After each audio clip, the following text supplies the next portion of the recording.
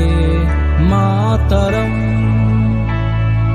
वन्दे मातरम् सुजला सुफला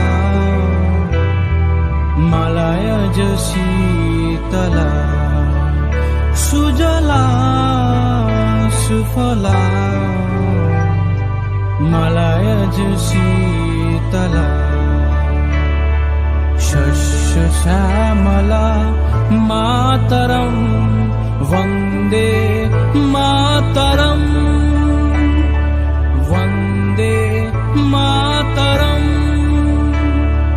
वन्दे मातरम्।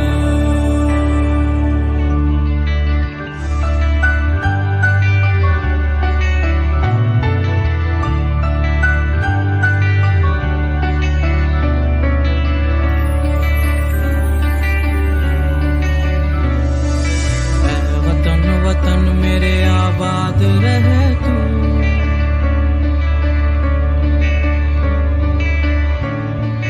ऐ वतन वतन मेरे आबाद रहे तू, ऐ वतन वतन मेरे आबाद रहे तू। मैं जहाँ रहूं जहाँ में याद रहे तू, मैं जहाँ रहूं जहाँ में याद रहे तू। मेरे वतन है वतन मेरे वतन है वतन मेरे वतन है वतन मेरे वतन।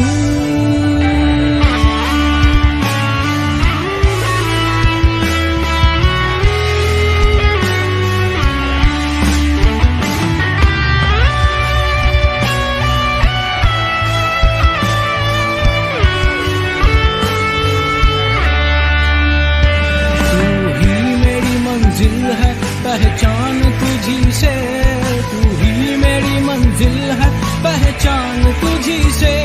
पहुँचूं मैं जहाँ भी मेरी बुनियाद रहे तू, पहुँचूं मैं जहाँ भी मेरी बुनियाद रहे तू। ऐ वतन वतन मेरे आबाद रहे तू, मैं जहाँ रहूं जहाँ में याद रहे तू। ऐ वतन मेरे वतन है वतन मेरे वतन।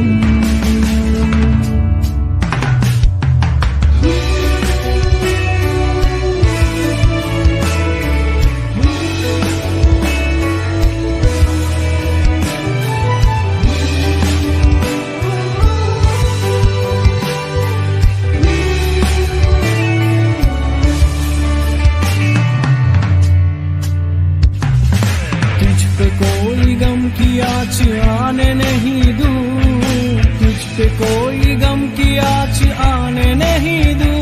कुर्बान मेरी जान तुझ पे शाद रहे तू, कुर्बान मेरी जान तुझ पे शाद रहे तू। ऐ वतन वतन मेरे आबाद रहे तू, मैं जहाँ रहूं जहाँ में याद रहे तू। ऐ वतन मेरे वतन है वतन मेरे वतन है वतन मेरे वतन है वतन मेरे वतन। तो हेलो गाइस, तो welcome back to my channel बीतिक शर्मा। आज मैं आपको वीडियो में बताऊंगा हमारे प्यारे हिंदुस्तान का जो रीति रिवाज है, क्या वो कितना परसेंटेज तक साइंटिफिकली वो प्रूव होता है। तो इस वीडियो में जानेंगे हमारे प्यारे रीति रिवाज को हमको क्यों मानना चाहिए। हमारे सभ्यता में तो इंडियन सिविलाइजेशन का से भी पहले कुछ ऐसी बात है जो हम अनसुना कर देते हैं। तो सबसे पहले बात करेंगे हमारे जो सिविलाइजेशन का जो हमारा कल्चर है उसमें जो रीति रिवाज पड़ता है, पहले नंबर पे आता है नमस्ते करना। तो आखिर नमस्ते का जो इन्वेंशन हुआ तो इंडिया में हुआ था। आखिर नमस्ते ज़्यादा इम्पोर्टेंट होता है हैंडशेक की से भी। कोरोना के दौरान सभी को पता चल गया होगा कि आखिर नमस्ते में हमारे लिए भी सुरक्षा है, और जिसे हम नमस्ते कर रहे हैं ना उसको भी जैसे हम ऐसे क्लैप करता है हाथों को दोनों को एक साथ, तो यहाँ पे जो एक्यूप्रेशर का सिस्टम बनता है, तो इसी हिसाब से हम जिस व्यक्ति पर्सन को ऐसे नमस्ते करते हैं, एक्यूप्रेशर से हम उस व्यक्ति को ज़्यादा देर तक हमारे माइंड में हम मेमोराइज कर सकता है उनके बदले। हाँ, हम एक बंदे को किसी जगह पे हम नमस्ते किया था। तो कोरोना के दौरान 2020 में जो कोरोना के दौरान सभी को पता चल गया कि हैंडशेक से ज़्यादा इम्पोर्टेंट हमारे नमस्ते है। दूसरे नंबर पे आता है जो हमारे कल्चर में पड़ता है, जो एक कहावत थी, बिल्ली रास्ता काटे तो रुक जाना।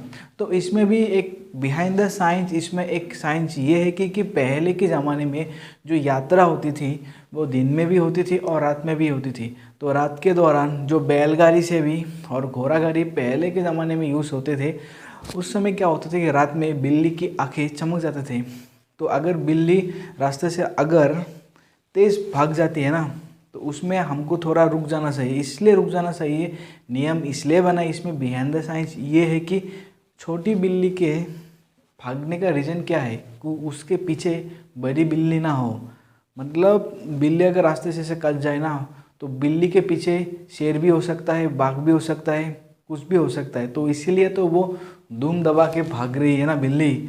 तो इसीलिए ये बिहाइंड द साइंस ये है कि अगर कोई बिल्ली ऐसे धूम दबा के भागे ना, तो हमको रुक जाना चाहिए कि उसके पीछे कोई भी हो सकता है। तो उसके बाद आता है एक बहुत ही कॉमन वाला रीति रिवाज, वो अभी भी चल रहा है कि नदी में या फिर कुएं में सिक्के को फेंकना। इसका बिहाइंड द साइंस एक बहुत ही इंटरेस्टिंग फैक्ट है। ये इसमें यह आता है कि जब भी हम एक सिक्के को, आज का सिक्का जो नदी में फेंकते हैं ना, उसमें कोई काम नहीं होगा। इसमें पहले के सिक्के होते थे प्रॉपर कॉपर का। तो कॉपर अगर पानी में ऐसे फेंकते थे ना, नदी में कुएं में फेंकते थे, वो पानी को प्यूरिफाई करने के लिए बहुत ही इम्पोर्टेंट होता है वो कॉपर। तो इसीलिए हमारे आज भी हम कहते हैं ना, ले लो एक्वागार्ड में भी आजकल कॉपर यूज़ होने लगे। तो कॉपर और पानी प्यूरिफाई होने के लिए कॉपर बहुत ज़रूरत है। तो ये भी एक इंडियन रीति रिवाज में ही पड़ता है। तो यार क्या इससे पहले अगर इसके बारे में आपको पता थे, अगर नहीं तो इस वीडियो को आप अपने दोस्तों के साथ ज़रूर शेयर कीजिएगा। उसके बाद आता है हमारे जो पीपल के पेड़ है, हम लोग पीपल के पेड़ को हम पूजा क्यों करते हैं, इसका बिहाइंड द साइंस बहुत सारे लोगों को पता होगा। इसका बिहाइंड द साइंस ये है कि पीपल बस एक ही एकलौता पेड़ ये है कि वो दिन में भी ऑक्सीजन प्रोड्यूस करता है और रात में भी जो ऑक्सीजन प्रोड्यूस करता है। जो बाकी जो सारे जो जितना भी ऐसे पेड़ पौधे हैं, दिन में ऑक्सीजन प्रोड्यूस करता है और रात में कार्बन डाइऑक्साइड प्रोड्यूस करता है। तो इसी हिसाब से पीपल का पेड़ को बचाना या हमारे लिए पहला दायित्व होता है। वो सब कुछ हम लोग सभी को उसको निभाना सही है। ये इसका फैक्ट मुझे बहुत ही अच्छा लगा कि आजकल वैसे भी पेड़ पौधे बहुत ही कम हो गए हैं। तो इसीलिए आपसे भी अगर इस बारे में ध्यान रखना सही है। तीसरा फैक्ट आता है कि हम अपने बिंदी में ऐसे सिंदूर का टीका हम लगाते क्या है, क्यों है, इससे बिहाइंड द साइंस क्या है। अगर एक चीज़ों को हम फोकस करने के लिए इसके मस्तिष्क के जो यहाँ पे एक नर्व सिस्टम होता है, इसमें अगर हम लोग ऐसे प्रेस करते हैं ना, तो सामने पड़ी चीज़ों को ऐसे फोकस हम कर लेते हैं। बहुत देर तक हम उस चीज़ों के बारे में फोकस हम कर सकते हैं। तो इसीलिए माथे पे तिलक लगा के रहना बहुत ही इम्पोर्टेंट है। तो इसीलिए बहुत सारे लोगों को ऐसे दिन भर ऐसे तिलक लगा के रखता है। तो चीज़ों को बहुत ही गहराई से फोकस करने के लिए हम वो माथे पे तिलक लगाता है। तो ये एक बहुत ही बड़ा इंटरेस्टिंग फैक्ट है। उसके बाद आता है हम लोगों को फास्ट रखना। बहुत सारे लोग ने आज भी ये करता है कि सप्ताह में एक दिन फास्ट तो रखना चाहिए। जैसे कि मंगलवार को हनुमान जी का, सोमवार को शिव जी का, ऐसे फास्ट रखना पड़ता है। तो आखिर इसका बिहाइंड द साइंस क्या है। इसका बिहाइंड द साइंस ये है कि अगर सप्ताह में एक दिन हम फास्ट रखें ना, तो हमारे पेट का ऑर्गेन जो इसका डाइजेस्टिंग सिस्टम का जो पावर होता है ना, एक दिन रेस्ट देने से उसका इम्यून सिस्टम बहुत ज़्यादा होता है। तो इसीलिए एक हेल्दी इंसान होने के बावजूद आपको सप्ताह में एक बार तो फास्ट देना चाहिए। इसलिए आपका भी फ़ायदा इसमें हो सकता है। उसके बाद आता है अगला जो इंटरेस्टिंग फैक्ट है, ये है कि मंदिर में घंटा आखिर बजाता क्या क्यों है? मंदिर में घंटा बजाने का इसका बिहाइंड द साइंस क्या है? तो साइंटिस्ट लोगों ने इसका, बहुत से लोगों ने दावा ये किया कि जब हम मंदिर के ऐसे घंटा बजाता है, घंटा बजाने के बाद जो इसका वाइब्रेशन फील होता है, टंग ऐसे जो गूंजता है आवाज़, वो हमारे ऐसे कान से गुजर के मस्तिष्क पे आके बाद उसके बाद हमारे ऐसे बॉडी में ऑर्गन्स तक ऐसे जाता है। तो उस वाइब्रेशन फील हमारे शरीर में 7 सेकंड तक रहता है। हम बस 1 या 2 सेकंड के लिए हम सुन सकते हैं, लेकिन और भी 5 सेकंड हमारे बॉडी में रह जाता है। तो इसीलिए इससे क्या होता है कि इससे हमारी जो पॉजिटिव एनर्जी है, हम जो माइंड में हम का जो विचार आता है पॉजिटिव विचार, वो ना आए, इसलिए तंग हो जाता है। तो इसीलिए मन में कोई से भी विचार आने से पहले वो आवाज़ से हमको वो विचार आने में हम प्रोटेक्ट हम कर सकते हैं। तो ये था आज के बहुत सारा इंटरेस्टिंग फैक्ट और इसका बिहाइंड द साइंस। आप लोग को इसके बारे में कैसा लगा? अगर आपको इसका भी सेकंड पार्ट चाहिए, इस वीडियो कमेंट बॉक्स में ज़रूर लिखना। और सबको 26 जनवरी रिपब्लिक डे के लिए सबको प्यारा प्यारा शुभेच्छा। और सबको मैं कहना चाहता हूँ हैप्पी बर्थडे। हैप्पी बर्थडे आखिर में सबको क्यों? हाँ, जो लोग आज के तारीख में पैदा हुआ 26 जनवरी को, इसीलिए मैं कहता था कि सबको हैप्पी बर्थडे।